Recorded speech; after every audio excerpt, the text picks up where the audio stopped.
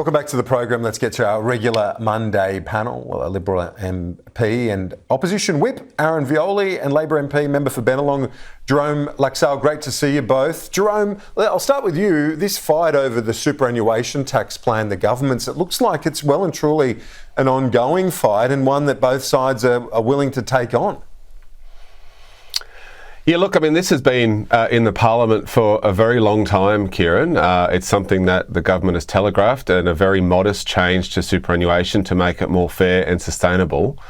We see today reports of the opposition wanting to make a deal with the government, and this builds on the Greens wanting to do the same.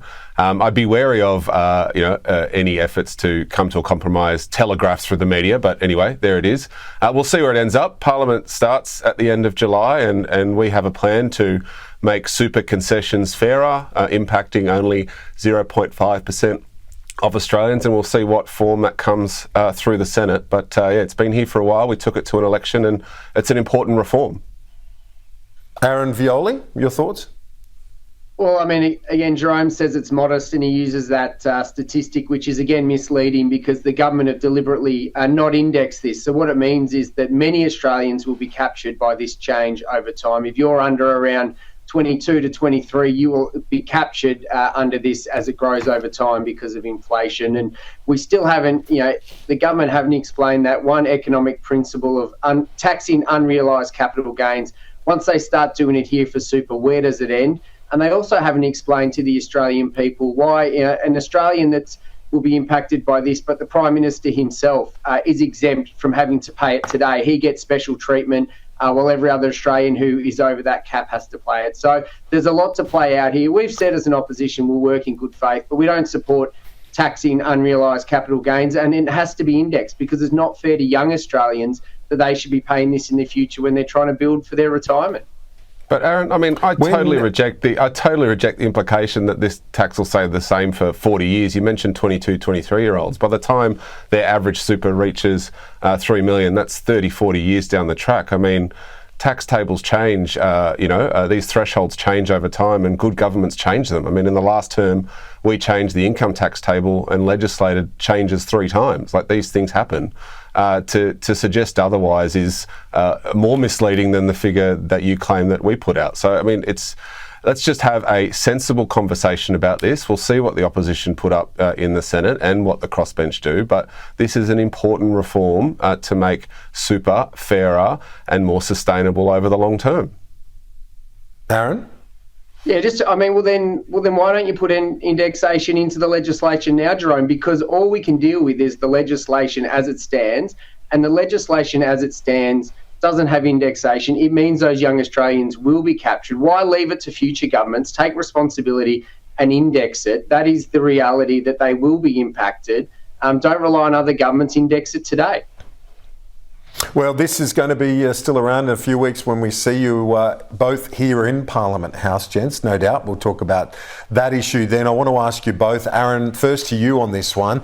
Pete Hegseth, Secretary of Defence, said to Richard Marles, we want your spending up to 3.5% of GDP. Do they have a point?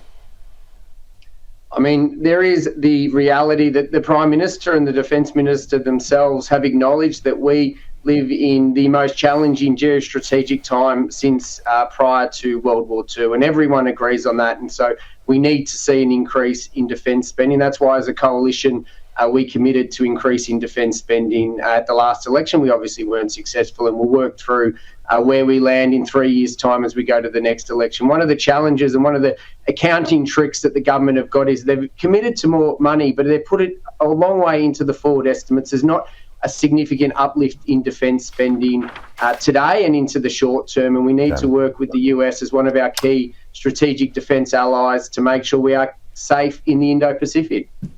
Yeah, Jerome, just quickly on this one, but I've got one other issue I want to get to, but your thoughts quickly on this? Yeah, look, I think the best way to deal with this defence spending is to spend what we need to meet the capability that we need. We undertook a defence strategic review. We've added $10.6 billion over the forwarded estimates. That'll get us to 2.3% of GDP, and that, of course, includes AUKUS. Other countries may make requests of us, but we should dictate our defence policy and our defence spending. And I think it's appropriate that the Prime Minister reassured us of that today. Finally, Liberal Senator Alex Antic issued this message on X at the weekend. Says the State Council has voted to get rid of net zero, urging the Federal Parliamentary Party to scrap net zero as a policy. Coming from the Liberal Senator in South Australia. Jerome, is it incumbent upon the government to make sure that you show that your energy plans will work, and not, by 2050, but now for people, so that campaigns like that from Alex Antic don't gain some momentum, as we're seeing from Nigel Farage right now in the UK and the reform movement? Look, we've taken our policy to two elections now to have emissions reductions by 2030 and net zero by 2050. I mean, the fact that the Liberals and Nationals are still fighting over this is extraordinary, and it's incumbent on people like Aaron and Zoe McKenzie from Flinders and some of the other Liberal MPs to stand up and defeat this division within the Liberal and National Party. Net zero by 2050 is the bare minimum we need to do, Kieran. It's the bare minimum, and the fact that they're still fighting over this in such an open way is extraordinary and tells you everything you need to know about the modern day Liberal and National parties. Aaron Viola, your thoughts on that intervention by your colleague Senator Antic? Well, in the Liberal Party, unlike the Labor Party, our backbenchers are free to have their perspective, and Alex has articulated his perspective. But I mean, the reality is that the government have walked away from net zero by 2050, because under the agreement, they were supposed to announce their 2035 target in March this year, and they delayed that.